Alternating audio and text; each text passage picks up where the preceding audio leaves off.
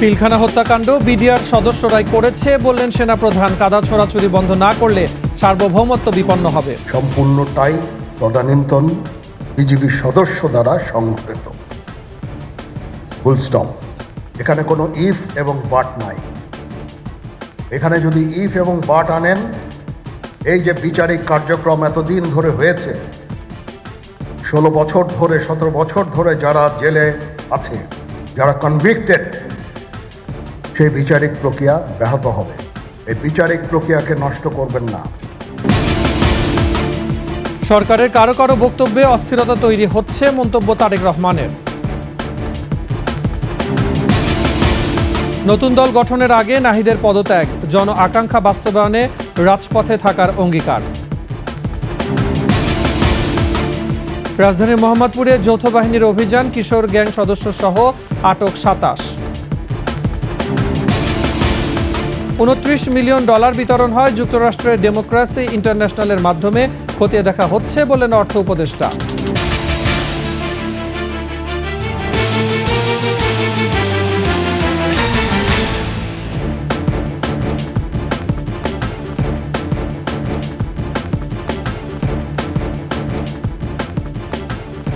শুনছিলেন সংবাদ শিরোনাম। আমন্ত্রণ রাতের 21 সংবাদে, সাথে আছি মুজাহিদুল ইসলাম।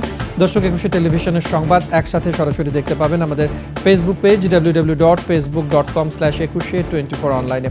এছাড়া সাবস্ক্রাইব করতে পারেন www.youtube.com/21etv চ্যানেলে। পিলখানা হত্যাকাণ্ড বিডিআর সদস্যরাই করেছে, তাদের শাস্তি হয়েছে কারণ তারা শাস্তি পাওয়ার যোগ্য। এই ঘটনাকে যেন ভিন্ন খাতে প্রবাহিত করা না হয় সে বিষয়ে সতর্ক করেছেন সেনাপ্রধান জেনারেল ওয়াকারুজ্জামান।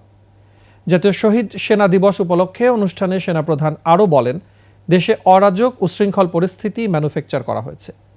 নিজেরা কাঁদা ছোড়াছুরি বন্ধ না করলে দেশের সার্বভৌমত্ব বিপন্ন হবে। বিস্তারিত শিউলি শবনমের রিপোর্টে। জাতীয় শহীদ সেনা দিবস উপলক্ষে রাজধানীর রাওয়া ক্লাবে এই অনুষ্ঠান। এতে যোগ দিয়ে সেনাপ্রধান বলেন, বিডিআর বিদ্রোহের অপরাধের সাথে যারা জড়িত তাদের ছাড় দেওয়া হবে না। সম্পূর্ণটাই তদানীন্তন বিজিবির সদস্য দ্বারা সংঘটিত। Full stop. এখানে কোনো ইফ এবং বাট নাই। এখানে যদি ইফ এবং বাট আনেন, এই যে বিচারিক কার্যক্রম এতদিন ধরে হয়েছে, 16 বছর ধরে 17 বছর ধরে যারা জেলে আছে, যারা কনভিক্টেড, সেই বিচারিক প্রক্রিয়া ব্যাহত হবে। এই বিচারিক প্রক্রিয়াকে নষ্ট করবেন না। যে সমস্ত সদস্য শাস্তি পেয়েছে তারা শাস্তি পাওয়ার যোগ্য। এই ঘটনাকে ভিন্ন খাতে প্রবাহিত করা মঙ্গলজনক হবে না বলে মন্তব্য করেন তিনি। রাজনৈতিক নেতৃবৃন্দ এর মধ্যে উপস্থিত ছিল কিনা, ইনভলভ ছিল কিনা, বাইরের কোনো শক্তি এর মধ্যে ইনভলভ ছিল কিনা, সেটার জন্য কমিশন করা হয়েছে। কমিশনের চেয়ারম্যান এখানে আছেন, উনি এটা বের করবেন এবং আপনাদের জানাবেন। বটম লাইন হচ্ছে যে এই সমস্ত আমাদের এই চৌকস সেনা সদস্য যারা প্রাণ হারিয়েছেন, তারা প্রাণ হারিয়েছেন তদানীন্তন বিডিআর সদস্যদের গুলিতে। আমরা নিজেরা এই সমস্ত জিনিস নিয়ে অনেক ভিন্ন মত পোষণ করছি। কেউ কেউ এই জিনিসটাকে ভিন্ন খাতে প্রবাহিত করার চেষ্টা করছি, সেটা আমাদের জন্য মঙ্গলজনক হবে না। সেনাবাহিনীর 30,000 সদস্য দিয়ে দেশের শান্তি শৃঙ্খলা রক্ষা সম্ভব নয় উল্লেখ করে তিনি বলেন, police, RAB, BGB, DGFI, NSI সহ বিভিন্ন বাহিনী ও সংস্থাকে অবমূল্যায়ন করে দেশে শৃঙ্খলা ফেরানো যাবে না। আজকে পুলিশ সদস্য কাজ করছে না, এটা বিশাল বড় কারণ হচ্ছে অনেকের বিরুদ্ধে মামলা, অনেকে জেলে। RAB, BGB, DGFI, NSI panicked, বিভিন্ন দোষারোপ, খুন ইত্যাদি তদন্ত চলছে। অবশ্যই তদন্ত হবে, দোষীদের বিচারের আওতায় আনতে হবে। এমনভাবে কাজটা করতে হবে যেন এই অর্গানাইজেশনগুলো আন্ডারমাইন না হয়। এই অর্গানাইজেশনগুলোকে যদি আন্ডারমাইন করে আপনারা মনে করেন যে দেশে শান্তি শৃঙ্খলা বিরাজ করবে, সবাই শান্তিতে থাকবেন, এটা হবে না। কথা বলেন আইন শৃঙ্খলা পরিস্থিতি নিয়ে। এখানে যে সমস্ত উচ্ছৃঙ্খল কাজ হয়েছে সেটা আমাদের নিজস্ব তৈরি, এটা আমাদের নিজস্ব ম্যানুফ্যাকচার, আমরা নিজস্ব এইগুলো তৈরি করেছি। এই বিপরীতমুখী কাজ করলে কেসে কখনো শান্তি শৃঙ্খলা আসবে না। দেশকে স্থিতিশীল অবস্থায় রেখে ব্যারাকে ফিরে যাওয়ার আশা প্রকাশ করেন সেনাপ্রধান। 2009 সালের 25 ও 26 ফেব্রুয়ারি তৎকালীন বিডিআর বিদ্রোহে 57 জন সেনা কর্মকর্তা সহ 74 জন প্রাণ হারান। প্রথমবারের মতো দিনটিকে জাতীয় শহীদ সেনা দিবস হিসেবে পালন করা হয়। শিউলি শবনম, 21 টেলিভিশন, ঢাকা। বিডিআর হত্যার ঘটনায় প্রথমবারের মতো দিনটিকে জাতীয় শহীদ সেনা দিবস হিসেবে স্মরণ করা হচ্ছে। রাষ্ট্রপতি ও প্রধান উপদেষ্টার পক্ষ থেকে সকালে বনানী সামরিক কবরস্থানে শহীদদের প্রতি শ্রদ্ধা জানানো হয়। স্বরাষ্ট্র উপদেষ্টা জাহাঙ্গীর আলম চৌধুরী বলেন, তদন্ত কমিশনের রিপোর্ট পেলেই এর পেছনের হোতাদের বিরুদ্ধে ব্যবস্থা নেওয়া হবে। সুষ্ঠু তদন্তের মাধ্যমে এই ঘটনার পেছনে জড়িতদের দ্রুত বিচারের দাবি জানান শহীদ পরিবারের সদস্যরা। মাহতাব মিনহাজের রিপোর্টে বিস্তারিত। দেশের ইতিহাসে একটি কালো দিন 25 ফেব্রুয়ারি। এবছর থেকেই দিনটিকে স্মরণ করা হচ্ছে জাতীয় শহীদ সেনা দিবস হিসেবে। সকালে বনানীর সামরিক কবরস্থানে শহীদদের প্রতি শ্রদ্ধা জানান রাষ্ট্রপতির সামরিক সচিব ও প্রধান উপদেষ্টার সামরিক সচিব। এরপর শ্রদ্ধা জানান স্বরাষ্ট্র উপদেষ্টা।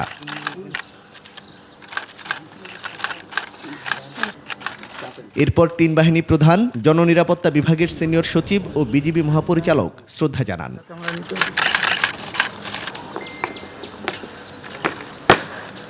বিডিআর হত্যার ঘটনায় শ্রদ্ধা জানাতে আসেন শহীদ সেনা পরিবারের সদস্যরা।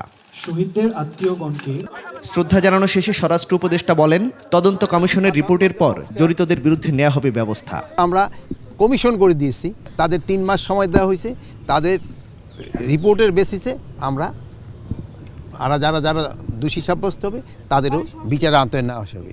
শ্রদ্ধা জানাতে এসে আবেগ আপ্লুত হয়ে পড়েন শহীদদের নিকটাত্মীয়রা। দিবসটিকে শহীদ সেনা দিবস ঘোষণা করায় খুশি তারা। আপনারা দোয়া করবেন। আমরা কত বছর 15 বছর ধরে ওয়েট অনেক কষ্ট আমাদের সবার।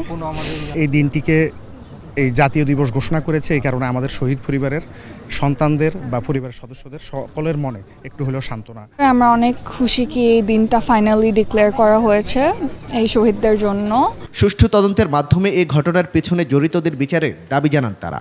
এখানে শেখ হাসিনা জড়িত, ফজলুর তাপস, শেখ সেলিম, রাজনীতিবিদের একটা সংখ্যা আছে, প্রতিবেশী রাষ্ট্র এখানে জড়িত ছিলেন। আমরা আশাবাদী যে পেছনে ষড়যন্ত্রকারীরা বের হয়ে আসবে এবং তাদেরকে বিচারের আওতায় আনা যাবে। শুধু শহীদ পরিবারের সদস্য নয়, এ ঘটনায় সুষ্ঠু বিচার চায় গোটা জাতি। মাহতাব মিনহাজ, 21 টেলিভিশন, ঢাকা।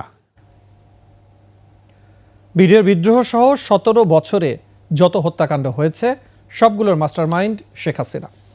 এর সাথে ছিল ভারত ও দেশটির প্রতিরক্ষা গোয়েন্দা সংস্থা এর পরিকল্পনা বলে মন্তব্য করেছেন বক্তারা। নতুন রাজনৈতিক বন্দোবস্তের দাবিতে সমাবেশে তারা বলেন, বিভিন্ন মহল থেকে স্বৈরাচারী সরকার হাসিনাকে রক্ষা করার জন্য সাহায্য করা হচ্ছে। বিস্তারিত সুমায়া খানের রিপোর্টে। ফ্যাসিস্ট হাসিনা কর্তৃক সংঘটিত গণহত্যা ও মানবতা বিরোধী অপরাধের বিচার এবং নতুন রাজনৈতিক বন্দোবস্তের দাবিতে শাহবাগে গণহত্যার ন্যায় বিচার ও সার্বভৌমত্ব রক্ষার আন্দোলনের সমাবেশ। এতে অংশ নিয়ে পিলখানা হত্যাকাণ্ডের নিহতের স্বজনরা বলেন, 17 বছরে খুন, গুম, পিলখানা হত্যাকাণ্ড সহ যত হত্যাযজ্ঞ পরিচালনা করা হয়েছে তার মূলে ছিলেন হাসিনা।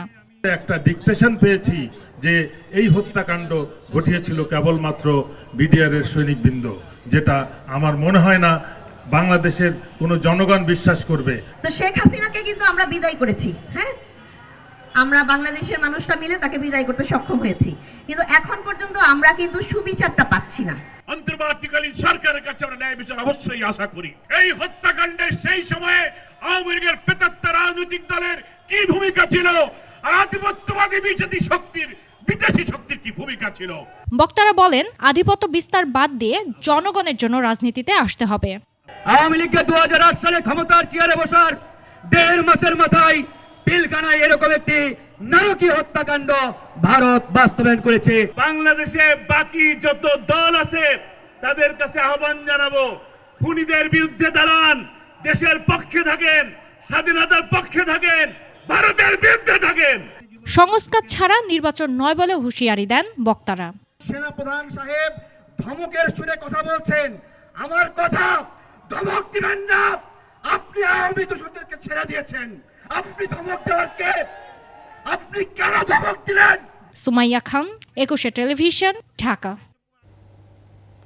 অন্তর্বর্তী সরকারের কিছু কিছু ব্যক্তির বক্তব্যে দেশে বিভিন্ন রকম অস্থিতিশীলতা তৈরি হচ্ছে বলে মন্তব্য করেছেন বিএনপির ভারপ্রাপ্ত চেয়ারম্যান তারেক রহমান। নির্বাচন বিলম্বিত হলে কারা লাভবান হবে সে বিষয়টি ভেবে দেখারও আহ্বান জানান তিনি। কুমিল্লা প্রতিনিধি হুমায়ুন কবির রনির তথ্যচিত্রে desk report. Comilla town hall মাঠে মহানগর বিএনপির দ্বিবার্ষিক সম্মেলন উদ্বোধন করেন দলের ভাইস চেয়ারম্যান বরকতুল্লাহ বুলু। বিকেলে অধিবেশনে ভার্চুয়ালি যুক্ত হন দলের ভারপ্রাপ্ত চেয়ারম্যান তারেক রহমান। বলেন, পলাতক ফ্যাসিস্ট রাষ্ট্রের সব কাঠামো ভেঙে দিয়ে গেছে। পলাতক স্বৈরাচার বাংলাদেশের অর্থনীতি বলুন, বাংলাদেশের কৃষি বলুন, বাংলাদেশের শিক্ষা ব্যবস্থা বলুন, স্বাস্থ্য বলুন, বাংলাদেশের বিচার ব্যবস্থা বলুন, বাংলাদেশের নির্বাচনী ব্যবস্থা বলুন, প্রত্যেকটি রাষ্ট্র কাঠামোকে ভেঙে চুরে গুড়িয়ে দিয়ে গিয়েছে। মানুষের প্রত্যাশা অনুযায়ী অন্তর্বর্তী সরকারকে নিরপেক্ষতা বজায় রাখার আহ্বান জানান তারেক রহমান। অন্তর্বর্তীকালীন সরকারের কিছু কিছু ব্যক্তির বক্তব্যে বিভিন্ন রকম অস্থিতিশীলতা তৈরি হচ্ছে। আমরা আশা করব অন্তর্বর্তীকালীন সরকারের প্রতি মানুষের যে নিরপেক্ষতার প্রত্যাশা, সে নিরপেক্ষতা তারা বজায় রাখবেন। বিএনপি এখন জনগণের দলে পরিণত হয়েছে। গণতন্ত্র চর্চার মাধ্যমে সব ষড়যন্ত্র মোকাবেলা সম্ভব বলে মনে করেন তারেক রহমান। গণতন্ত্রের বিরুদ্ধে যারা ষড়যন্ত্রকারী, তারা তাদের পরিকল্পনা তত বেশি ভেস্তে যাবে। সমর ইসলাম, ডেস্ক রিপোর্ট, 21 টেলিভিশন। কাদা ছোড়াছুড়ি বন্ধ করে সবাইকে ঐক্যবদ্ধ থাকার আহ্বান জানিয়েছেন বিএনপি মহাসচিব মির্জা ফখরুল ইসলাম আলমগীর। জাতীয় শহীদ সেনা দিবস উপলক্ষে ইঞ্জিনিয়ারিং ইনস্টিটিউটে বিএনপির আলোচনা সভায় তিনি বলেন, ছাত্র জনতার অভ্যুত্থানের মধ্য দিয়ে বাংলাদেশকে নতুন করে গণতান্ত্রিক রাষ্ট্র হিসেবে গড়ে তোলার সুযোগ সৃষ্টি হয়েছে। কোনোভাবেই এই সুযোগকে নস্যাৎ হতে দেওয়া যাবে না। রাষ্ট্র সংস্কারে দলের নেতাকর্মীদের ঐক্যবদ্ধ থাকার আহ্বান জানান বিএনপি মহাসচিব।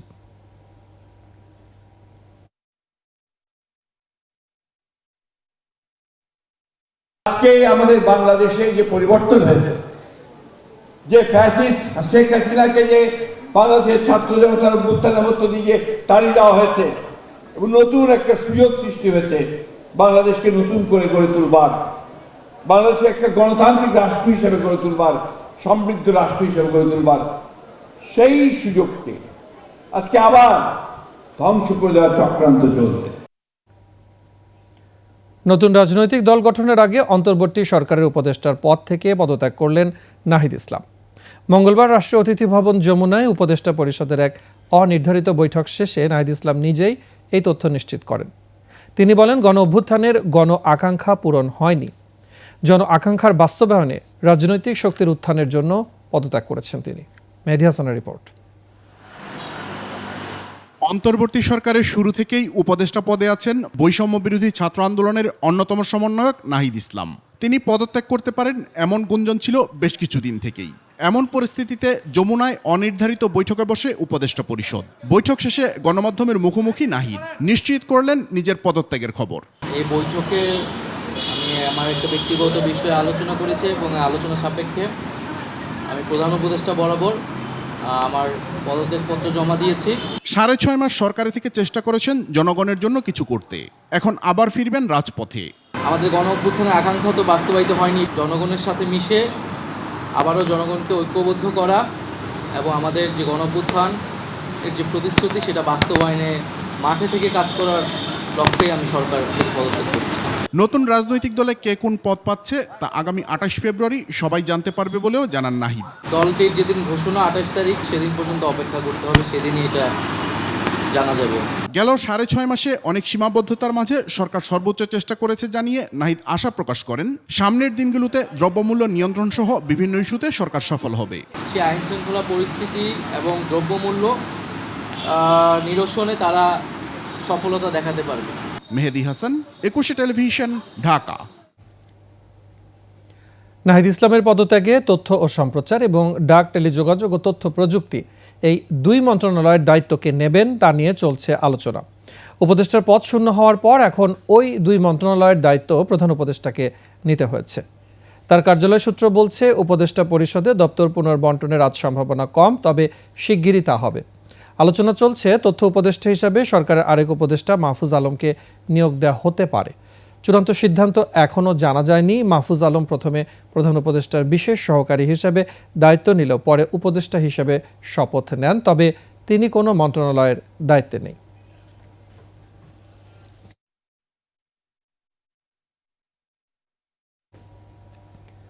জুলাই অভ্যুত্থানের প্রত্যাশা পূরণ করতেই রাজনীতির মাঠে নামলেন তারুণ্যের আইকন নাহিদ ইসলাম। আর এই কারণেই ছাড়লেন অন্তর্বর্তী সরকারের উপদেষ্টার দায়িত্ব। এখন থেকে দেবেন নতুন রাজনৈতিক দলের নেতৃত্ব। অভ্যুত্থান পরবর্তী 6.5 মাস ডাক, টেলিযোগাযোগ ও তথ্য প্রযুক্তি এবং তথ্য ও সম্প্রচার মন্ত্রণালয়ের উপদেষ্টা হিসেবে দায়িত্ব পালন করেন নাহিদ ইসলাম। বিস্তারিত জানাচ্ছেন তানজিলা তাসনিম। দরজা খুলে অপেক্ষা করুন, আমরা সংলাপ নয়, আমরা আপনাকে উৎখাত করার জন্য আসব। নাহিদ ইসলাম, ফ্যাসিস্ট শেখ হাসিনার পতন আন্দোলন, জুলাই গণঅভ্যুত্থানের প্রথম সারিতে থাকা নাহিদ এখন তারুণ্যের প্রতীক। গণঅভ্যুত্থানের মধ্য দিয়ে একটা নতুন নেতৃত্ব, নতুন শক্তি, রাজনৈতিক শক্তি সমাজে এসেছে। ঢাকা বিশ্ববিদ্যালয়ের সমাজবিজ্ঞান বিভাগের সাবেক এই শিক্ষার্থী গণতান্ত্রিক ছাত্র শক্তির কেন্দ্রীয় নেতা ছিলেন। ছাত্রদের অধিকার নিয়ে সবসময় সোচ্চার থাকা নাহিদ ও তার সহযোদ্ধাদের হাত ধরেই জুলাই অভ্যুত্থান রূপ নেয় বাস্তবে।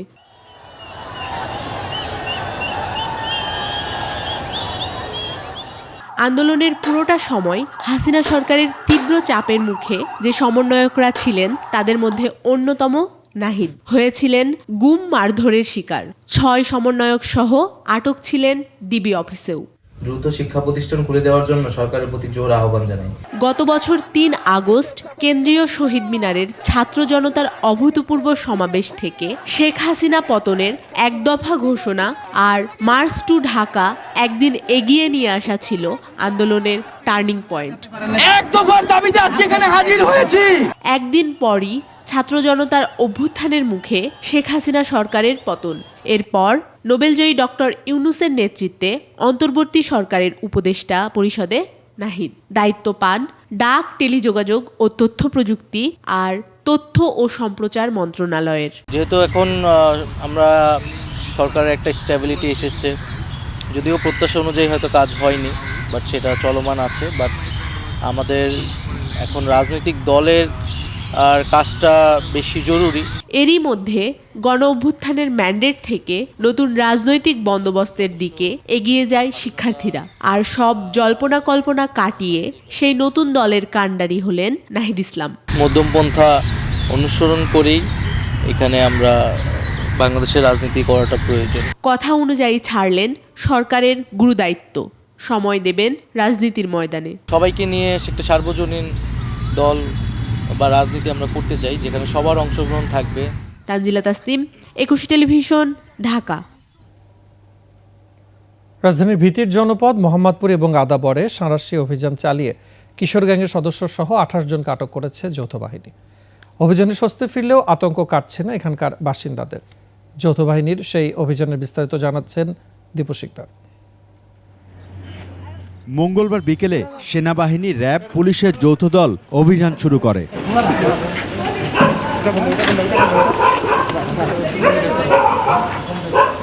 নবোদয়, হাউজিং সহ আশপাশের এলাকায় চলতে থাকে এই সাঁড়াশি অভিযান।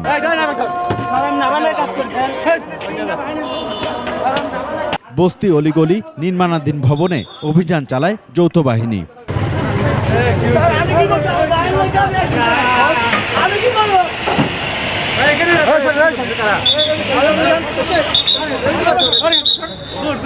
শরীরে আঁকা ট্যাটু দেখে নিশ্চিত হওয়ার পর আটক করা হয় কিশোর গ্যাংয়ের কয়েক সদস্যকে।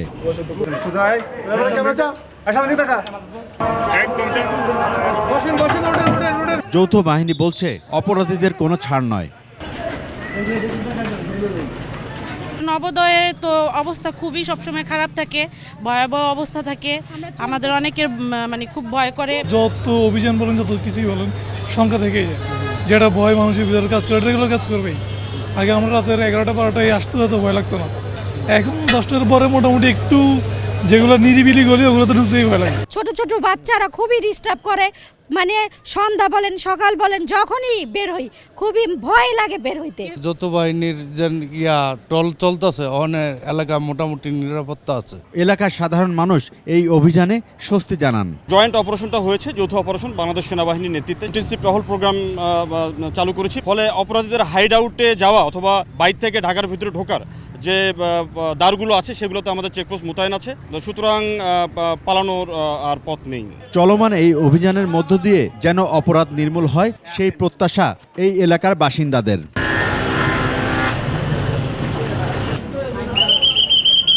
দীপু শিকদার, 21 টেলিভিশন, ঢাকা।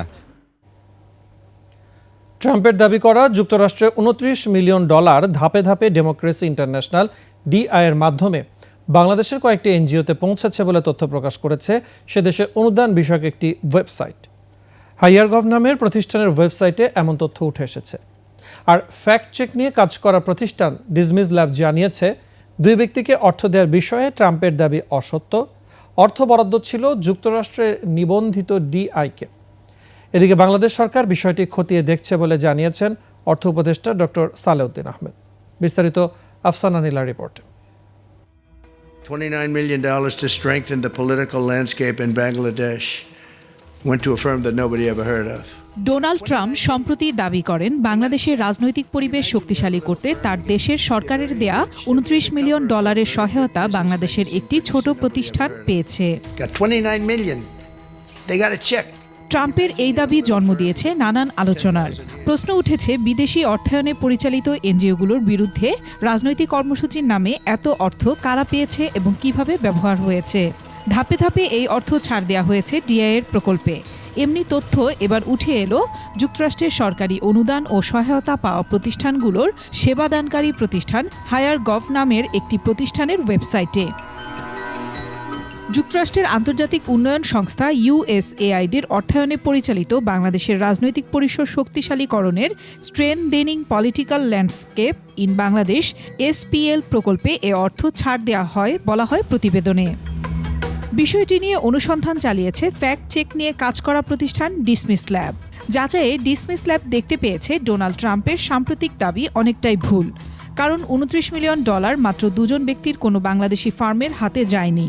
SPL প্রকল্পটি বাস্তবায়ন করেছে যুক্তরাষ্ট্রেরই প্রতিষ্ঠান ডেমোক্রেসি ইন্টারন্যাশনাল, যার অর্থ বিদেশি অর্থায়নে পরিচালিত বাংলাদেশের কয়েকটি প্রতিষ্ঠানের কাছে পৌঁছায়। এদিকে আমেরিকা থেকে ডলার আসা প্রসঙ্গে বাংলাদেশ সরকারের অর্থ উপদেষ্টা বলেন, হয়তো টাকার বিষয়টা সত্য, তা খতিয়ে দেখে ব্যবস্থা নেওয়া হবে। এই টাকাগুলো সে ERD জানবে, এনজিও অ্যাফেয়ার্স ব্যুরো, শুনেছি আবার নন গভর্নমেন্টে যাবে, এনজিও অ্যাফেয়ার্স ব্যুরোকে হয়তো আমরা জিজ্ঞেস করে কোথায় আসে, তখন আমরা যথাযথ ব্যবস্থা নিতে পারি। উনি বলেছেন হয়তো বা কিছুটা সত্যতা আছে। আর এনজিও বিষয়ক ব্যুরো আগেই বলেছে টাকা নেয়ার বিষয়ের কোনো এন্ট্রি তাদের কাছে নেই। আফসানা নীলা, 21 টেলিভিশন, ঢাকা। রাতের সংবাদের সময় হচ্ছে একটা বিরতি। ফিরে আসার পরে অন্যান্য খবরের সাথে আরো যা থাকছে। সরকারি কাজের ঠিকাদারি রাজনৈতিক প্রভাবশালীদের দখলে, পট পরিবর্তনে বদলেছে সিন্ডিকেট।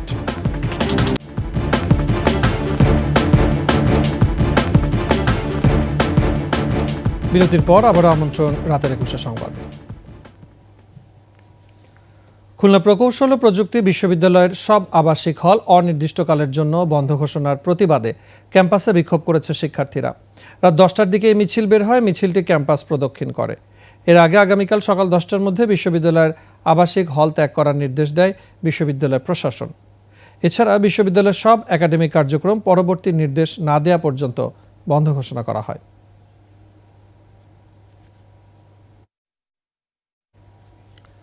আওয়ামী আমলে হওয়া মানবতা বিরোধী অপরাধের মামলার বিচার নিয়ে প্রশ্ন তুলেছেন জামাত নেতা ATM আজহারের আইনজীবীরা। আন্তর্জাতিক রীতিনীতি লঙ্ঘন করে বিচারের নামে প্রহসন করা হয়েছে বলে উল্লেখ করেন তারা। প্রধান বিচারপতি ডক্টর সৈয়দ রেফাত আহমেদের নেতৃত্বাধীন 5 বিচারপতির আপিল বেঞ্চে শুনানিকালে আইনগত নানা যুক্তি তুলে ধরেন আসামি পক্ষ। কাল এ বিষয়ে সিদ্ধান্ত দেবেন আপিল বিভাগ। বিস্তারিত শাকের আরজু রিপোর্টে। জামাত নেতা এটিএম আজহারুল ইসলামের রিভিউ শুনানিকে ঘিরে দলটির নেতাকর্মীদের দৃষ্টি ছিল সর্বোচ্চ আদালতের দিকে। আইনজীবীদের সঙ্গে ছিলেন দলের গুরুত্বপূর্ণ নেতারা। মঙ্গলবার প্রধান বিচারপতির নেতৃত্বে 5 বিচারপতির আপিল বেঞ্চে 13 বছর ধরে কারাগারে থাকা এটিএম আজহারের রিভিউ শুনানি শুরু হয়। এখানে কথা উঠেছে, শুরুতেই প্রশ্ন ওঠে আওয়ামী লীগ আমলে হওয়া মানবতা বিরোধী অপরাধের মামলার বিচার নিয়ে। আজহারের আইনজীবীরা বলছেন বিচারটি ছিল উদ্দেশ্য প্রণোদিত, কারো ক্ষেত্রে মানা হয়নি আন্তর্জাতিক আইনে প্রচলিত রীতিনীতি। কাদের মোল্লা থেকে শুরু করে সকলকেই যেভাবে বিচারের কাঠগড়ায় দাঁড় করিয়ে মৃত্যুদণ্ডাদেশ দেওয়া হয়েছে, এগুলো কাস্টমারি ইন্টারন্যাশনাল ল অনুযায়ী করা হয়েছে কি হয় নাই, এটাই আজকের বিবেচনা বিষয়। ফলে জনাব এটিএম আজহার সাহেবের বিচার হচ্ছে এই কথা ঠিক, রিভিউ পিটিশন হচ্ছে এই কথা ঠিক, কিন্তু প্রশ্ন উঠেছে সকল বিচার ব্যবস্থা নিয়ে। পরে আজহারের রিভিউ শুনানি বুধবার পর্যন্ত মুলতবি করে আপিল বিভাগ। খালাস চেয়ে 7টি আইনগত যুক্তি তুলে ধরেন আইনজীবীরা। এখন এসে প্রশ্ন করা হয়েছে যে এই আপিলের বিরুদ্ধে যে রিভিউটি দায়ের করা হয়েছে, এখানে কোনো লিভ গ্রান্ট করতে হবে আগে, নাকি সরাসরি রিভিউ পিটিশনটি অ্যালাউ করতে পারবে। এই প্রশ্নে সিনিয়র আইনজীবী জনাব প্রবীণ নিয়োগীর মতামত নিয়েছেন। জনাব প্রবীণ নিয়োগী বলেছেন যে লিভ গ্রান্ট করার অতীতের অভিজ্ঞতা আছে, যে লিভ গ্রান্ট না করেও সরাসরি রিভিউ পিটিশন মঞ্জুর করা যায় কি না। আগামীকালকে সকালে এই আইনের বিধানগুলো মাননীয় আদালতের সামনে উপযুক্ত পন্থায় দায়ের করা হবে। এদিন আদালতে উপস্থিত জামাতের সেক্রেটারি জানান, তারা অবিচারের বিরুদ্ধে ন্যায় বিচার প্রত্যাশা করেন। আদালতের প্রতি সবসময় শ্রদ্ধাশীল, আমরা ন্যায় বিচারের প্রত্যাশী। 2014 সালে মানবতা বিরোধী অপরাধের মামলায় এটিএম আজহারকে মৃত্যুদণ্ডাদেশ দেয় আন্তর্জাতিক অপরাধ ট্রাইব্যুনাল। 2019 সালে মৃত্যুদণ্ড বহাল রাখে আপিল বিভাগ। শাকের আরজু, 21 টেলিভিশন, ঢাকা। রাজনৈতিকভাবে প্রভাবশালী ঠিকাদাররা বাজার দখল করে রেখেছে বলে তথ্য প্রকাশ করেছে ট্রান্সপারেন্সি ইন্টারন্যাশনাল বাংলাদেশ টিআইবি। মাত্র 10টি মন্ত্রণালয়ের অধীনে 92% টেন্ডারের কাজ হয়েছে বলেও জানায় টিআইবি। বিস্তারিত তানজিলা তাসনিমের রিপোর্টে। 2015 থেকে 24 সাল পর্যন্ত বিভিন্ন মন্ত্রণালয়ের ঠিকাদারি কাজের তথ্য ব্যবহার করে গবেষণা পরিচালনা করেছে ট্রান্সপারেন্সি ইন্টারন্যাশনাল বাংলাদেশ টিআইবি। গবেষণার মূল লক্ষ্য ছিল বাজারে কাদের নিয়ন্ত্রণ সবচেয়ে বেশি, তাদের সরকারি হিসেব এবং মন্ত্রণালয় অনুসারে বাজার দখলের পরিমাণ কেমন তা নির্ধারণ করা। মোট 66টি মন্ত্রণালয় এবং বিভাগ নিয়ে গবেষণা করা হয়েছে, যার মোট অর্থমূল্য 5,96,921 কোটি টাকা। এর মধ্যে 92% কন্ট্রাক্ট ছিল মাত্র 10টি মন্ত্রণালয়ের হাতে। এর মধ্যে স্থানীয় সরকার বিভাগ এককভাবে 47% ঠিকাদারির কাজ করেছে। ঠিকাদার এবং মন্ত্রণালয়ের বিভিন্ন কর্মকর্তাদের মাঝে চুক্তির কারণে বাজারে দুর্নীতি আরও ভয়াবহ রূপ ধারণ করেছে। আমলাতন্ত্র বা ক্রয় প্রক্রিয়ার সাথে জড়িত কর্মকর্তাদের একাংশ, অন্যদিক থেকে যারা ঠিকাদার এবং যার সাথে রাজনৈতিক শক্তি, এই ত্রিপক্ষীয় আদালতের মাধ্যমে যে দুর্নীতিটা হয় সেটি আরও ডিজিটালাইজড হয়ে আরও বেশি প্রাতিষ্ঠানিক রূপ লাভ করেছে। রাজনৈতিক পট পরিবর্তনের সাথে সাথে সিন্ডিকেটেরও পরিবর্তন হয়েছে বলে জানান তিনি। রাজনৈতিকভাবে প্রভাবশালী ঠিকাদার তাদের একক নিয়ন্ত্রণের মাধ্যমে, যেটি আমরা দেখেছি গড়ে এই 10টির মতো 61% কার্যাদেশের ভ্যালু, সেটি আছে 5% ঠিকাদারের হাতে। দুর্নীতি রোধে আইনের যথাযথ প্রয়োগের উপরই জোর দিয়েছে টিআইবি। তুলনামূলক কিছুটা আইনের ফাঁকফোকর নিয়ে। তানজিলা তাসনিম, 21 টেলিভিশন, ঢাকা। তথ্য প্রযুক্তি ও প্রতিরক্ষা সহ একাধিক খাতে রাশিয়ার সঙ্গে পারস্পরিক সহযোগিতায় আগামী 50 বছরে একটি সমৃদ্ধশালী সম্পর্ক গড়ে উঠবে বাংলাদেশের। ঢাকায় রাশিয়ান হাউসের 50 বছর পূর্তিতে এমন আশা প্রকাশ করেন পররাষ্ট্র উপদেষ্টা ও বাংলাদেশে নিযুক্ত রাশিয়ার রাষ্ট্রদূত। বিস্তারিত আকবর হোসেন সুমনের রিপোর্টে।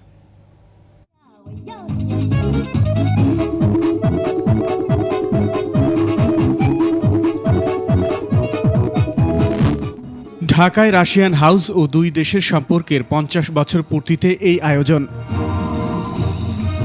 বাংলাদেশের অগ্রগতি ও সমৃদ্ধির যাত্রায় পাশে থাকার আশ্বাস দেন রাশিয়ার রাষ্ট্রদূত। I warmly welcome Bangladeshi youth and other Bangladeshi people from Dhaka and from other corners of this country, of your country, to the Russian house.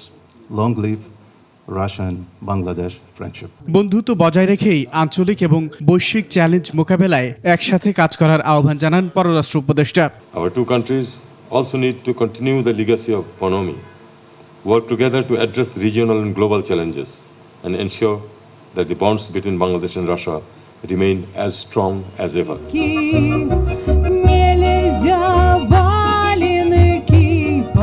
পারস্পরিক সংবর্ধনার পর মনোমুগ্ধকর সাংস্কৃতিক পরিবেশনায় উঠে আসে রাশিয়া ও বাংলাদেশের আবহমান কৃষ্টি এবং ঐতিহ্য।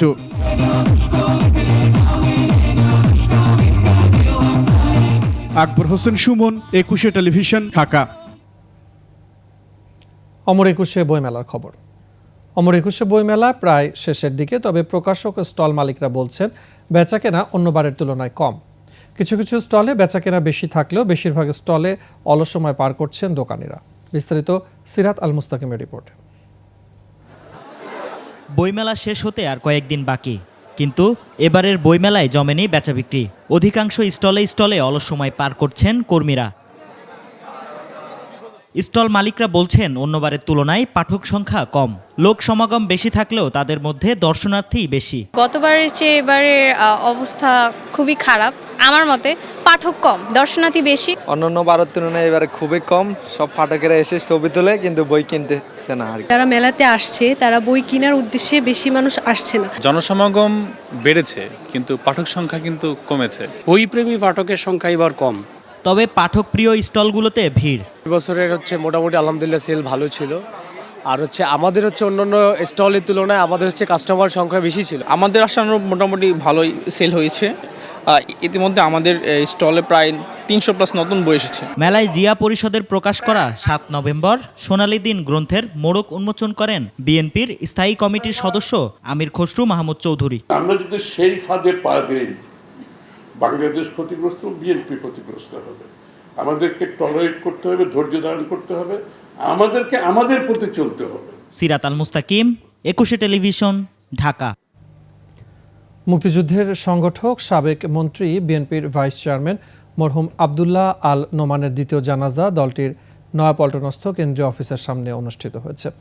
বুধবার বাদ আসর এই জানাজা নামাজে অংশ নেন বিএনপির মহাসচিব মির্জা ফখরুল ইসলাম আলমগীর, স্থায়ী কমিটির সদস্য ও অসংখ্য নেতাকর্মী। এর আগে বিকেল 3টায় সাবেক এমপি আবদুল্লাহ আল নোমানের প্রথম জানাজা নামাজ জাতীয় সংসদ ভবনে অনুষ্ঠিত হয়। সোহেল সামের রিপোর্ট।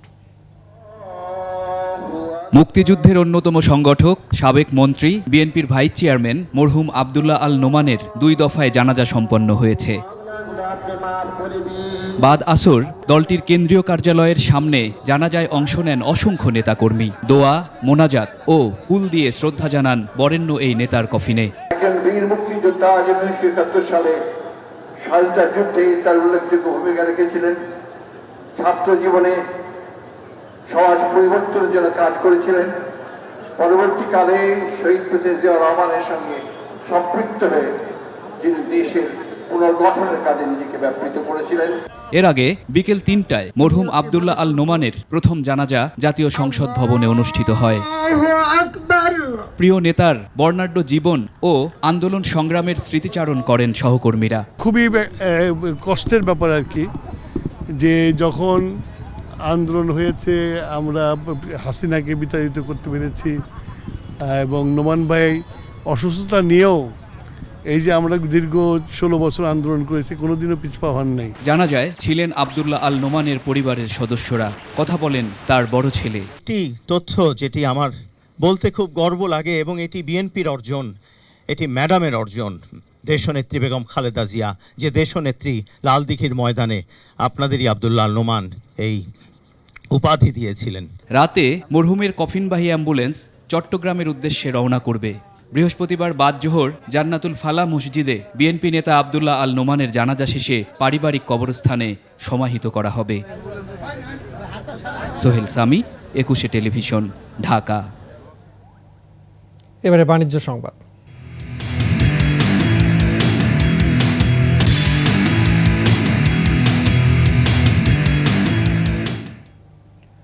ওয়ালটন বিশ্বে বাংলাদেশের অ্যাম্বাসেডর হিসেবে কাজ করছে বলে মন্তব্য করেছেন ইনভেস্টমেন্ট কর্পোরেশন অব বাংলাদেশ আইসিবির চেয়ারম্যান অধ্যাপক আবু আহমেদ। গাজীপুরের চন্দ্রায় ওয়ালটন হেডকোয়ার্টার্স পরিদর্শন শেষে তিনি বলেন, দেশের আর্থসামাজিক উন্নয়নে ব্যাপক ভূমিকা রাখছে ওয়ালটন। আগে ইলেকট্রনিক্স পণ্য আমদানি করতে হতো, এখন বিশ্বের বিভিন্ন দেশে রফতানি হচ্ছে উল্লেখ করে তিনি বলেন, ওয়ালটন এখন সারা বিশ্বে সমাদৃত। এ সময় সাথে ছিলেন আইসিবি সদ্য বিদায় ম্যানেজিং ডিরেক্টর আবুল হুসাইন এবং আইসিবি অ্যাসেট ম্যানেজমেন্ট কোম্পানির chief executive officer Mahmud Akhtar. তাদের স্বাগত জানান ওয়ালটন হাইটেক ইন্ডাস্ট্রিজের additional managing director Yusuf Ali এবং ডেপুটি ম্যানেজিং ডিরেক্টর রফিকুল ইসলাম।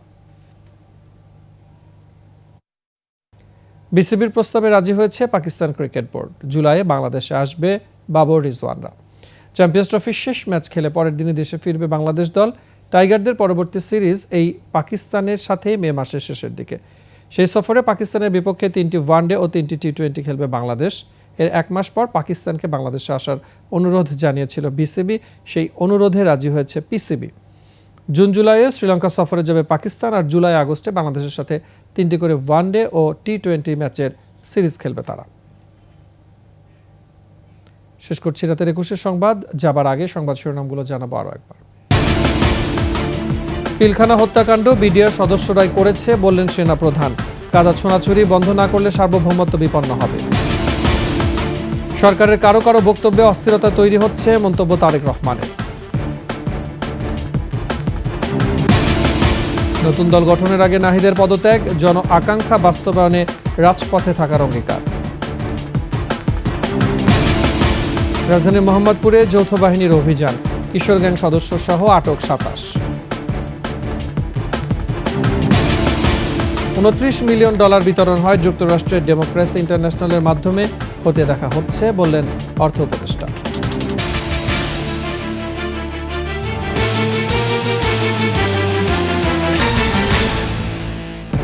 সর্বশেষ সংবাদ জানতে ডায়াল করুন 2021 নম্বর, আর ভিজিট করুন ecushey-tv.com ওয়েবসাইট।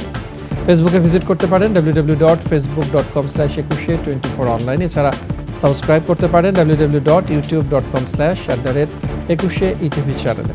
এতক্ষণ সাথে থাকার জন্য ধন্যবাদ। পরবর্তী সংবাদ রাত 1টায় দেখার আমন্ত্রণ রইল। একুশের সাথে থাকুন।